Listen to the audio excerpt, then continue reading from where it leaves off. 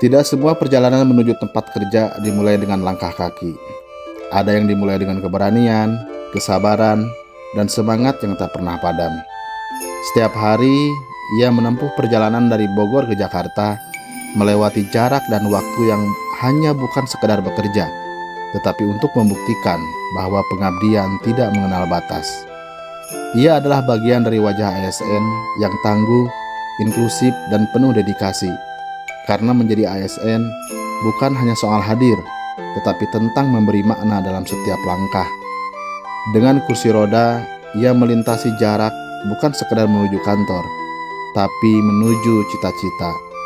Di Inspektorat Jenderal Kementerian HAM, ia bekerja, belajar, dan terus berkembang sebagai inspirasi tentang arti sebenarnya dari keteguhan dan semangat melayani.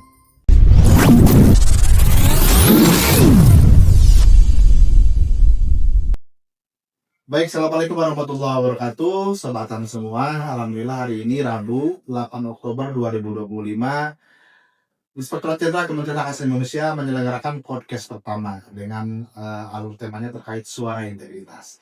Nah, kebetulan pada kesempatan siang hari ini kita kedatangan dua narasumber nih ya, rekan-rekan kita di kantor juga sebenarnya ya. Karena memang tema yang kita usung pada kesempatan hari ini adalah terkait dengan pegawai disabilitas berkarya tanpa batas di Kementerian Hak Asasi Manusia. Hadir di ruangan kita ada Pak Yohanes Willy Simaung. Selamat siang, Pak. Selamat siang, Mas Wildan. Selamat siang. Ada juga De Hugo, kan dari CPNS. Panggilnya De aja ya. Biar lebih dekat kita ya. Apa Abraham Hugo Pandu ya. Kebetulan dua pegawai ini adalah pegawai di Inspektorat Jenderal, termasuk dari kalangan disabilitas yang daftar di Kementerian HAM. Nah, Mas Willy ini sebenarnya teman dekat saya juga sih, satu angkatan. Cuma kan sobatan belum tahu ya Mas Willy ya, gimana perkembangan atau pengalaman Mas Willy selama bekerja di kantor dulu di Ditjen HAM, sekarang di Kementerian Hak Asasi Manusia. Oke, supaya tidak panjang lebar nih ya, kita ngobrol-ngobrol langsung dulu dengan Mas Willy dan Mas Hugo nih ya. Mas apa nih? Akang. Hah? Mas aja lah. Oke. Santai aja. Ini sobatan semua pengen tahu nih latar belakang mas-mas yang di sini. Mulai dari Mas Willy dulu lah. Latar belakang asal daerah dari mana, terus pendidikannya di mana, terus sebelumnya mungkin pernah kerja di mana, supaya tidak penasaran gitu. Oke, Mas Willy silakan Mas Willy. Oke, terima kasih Mas Wildan. Siap. Waktunya diundang di podcast ini ya. Podcast perdana. Podcast perdana ya, luar biasa sekali. Iya, jadi kalau bicara latar belakang saya, dulu saya kuliah di Ambon ya. di Universitas Patimura dan lulusnya di tahun 2013. Kemudian waktu sebelum bekerja sebagai ASN atau PNS di Kementerian HAM atau di Jenham sebelumnya itu, saya sempat berwira swasta. Dulu saya buka les-lesan kecil-kecilan di rumah.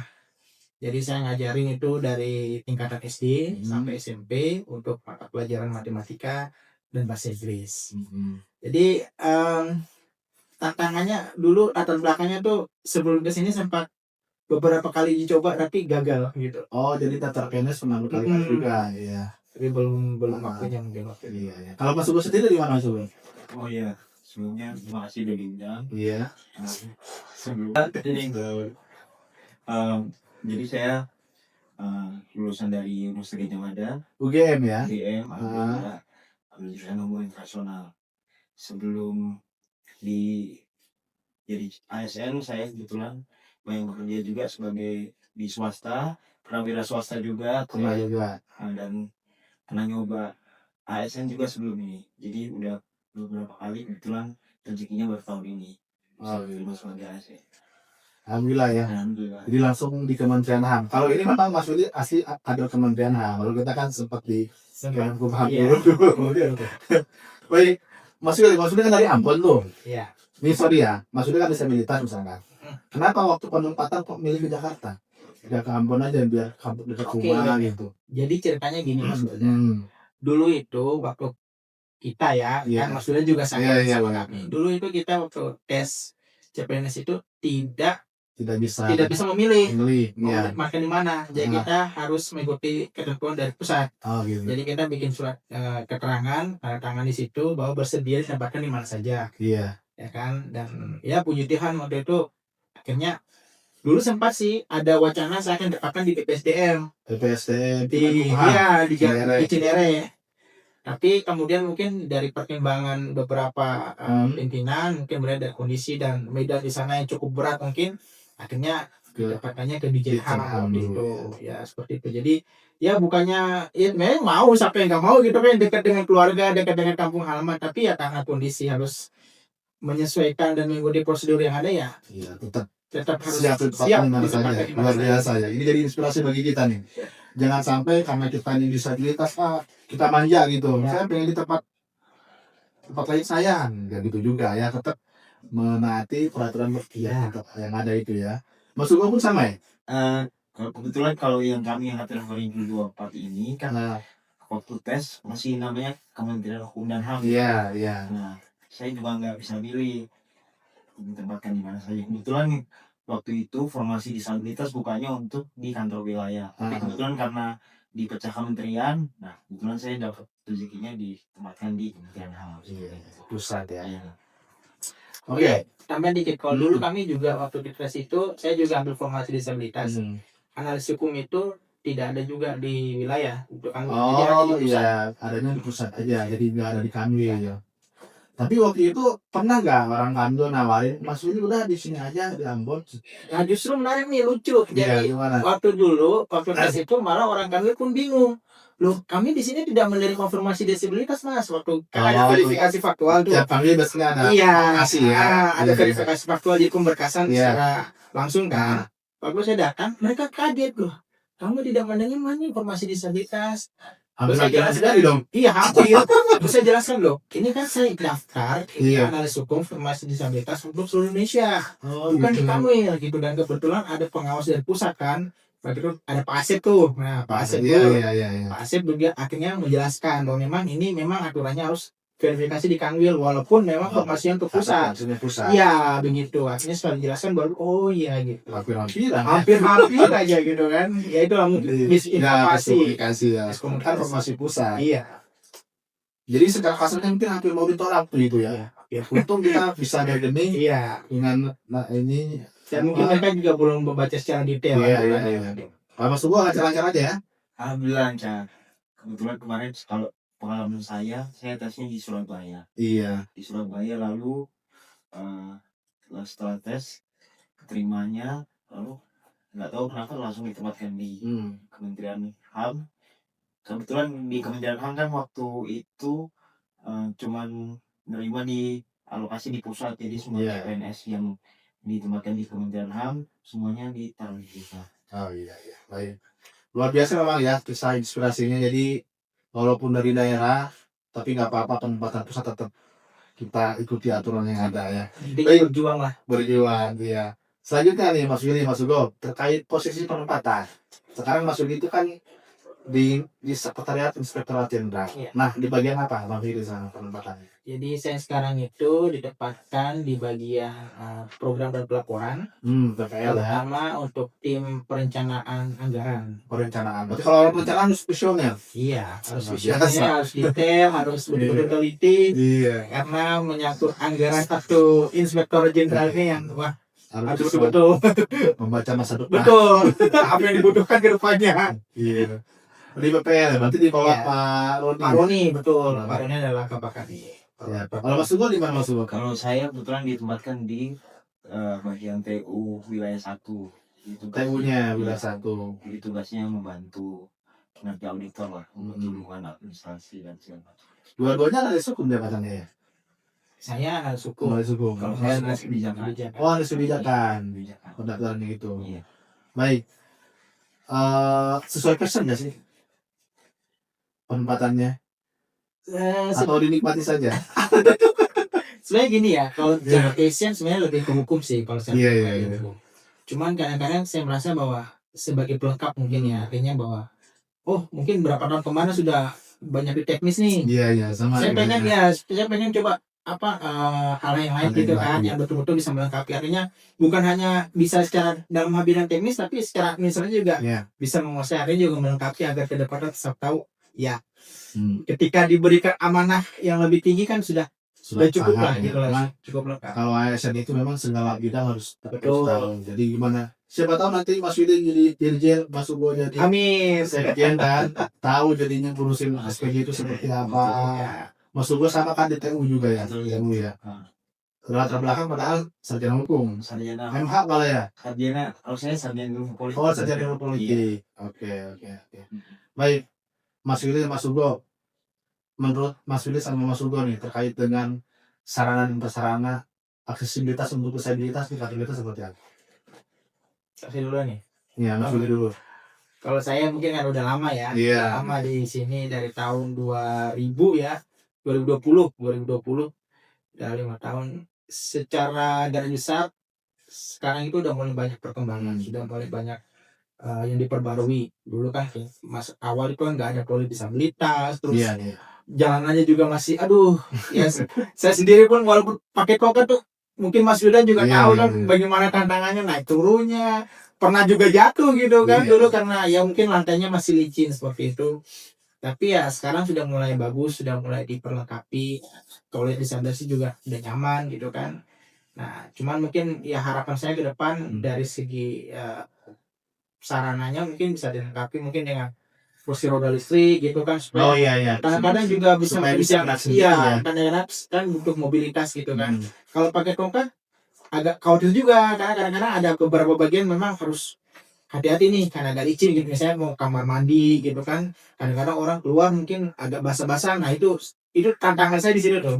Tapi kalau hal yang lain sih udah oke sih. Kayak di depan waktu masuk juga udah ada hidroliknya kan, itu juga sudah bagus, sudah banyak membantu dari segi Pelayanan aksesibilitas. ini pun ya artinya apa kayak security pun Sudah sangat sigap iya sangat sigap, sudah sangat mantap lah. Kalau Mas Ugo gimana? Ada kendala nggak untuk sarapras di sini? Kalau saya kebetulan saya malah kaget karena di tempat yang sebelumnya saya bekerja itu kan ya bisa dibilang lebih minim lah.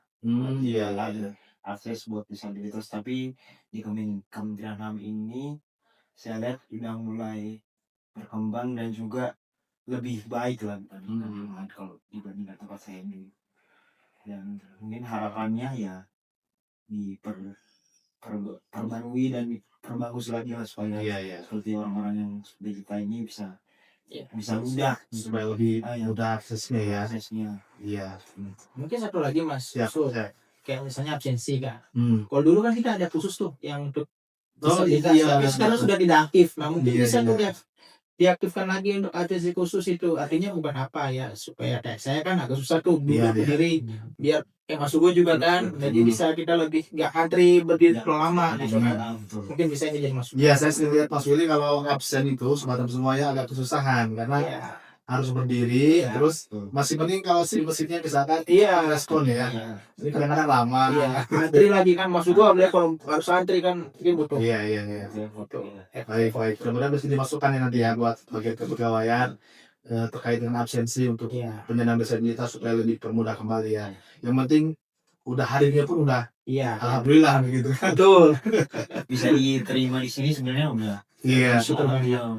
Iya. Supaya lebih baik ke depan lah. Iya. Oke. Bisa jadi contoh, apalagi udah jadi kementerian kan. Iya. Harusnya udah jadi leading sektor, udah jadi ya cerminan buat kementerian yang lain lah gitu. Berarti Mas Willy ini kalau misalkan dinas luar misalnya ada kendala nggak? Kan naik pesawat, naik itu gimana gitu? Biasanya ada pendamping apa gimana? Biasanya saya ada pendamping. Bisa Biasanya pendamping ya. saya nggak pernah sendiri, biasanya ada pendamping rekan kantor gitu kan ya, yang mungkin bisa membantu gitu kan. Kalau dinas luar sih nggak terlalu banyak ini sih ya tantangan, cuman yang terkendala saat ini adalah kebijakan di Indonesia ini bahwa untuk kursi roda itu untuk maskapai belum bisa beberapa dipakai gitu.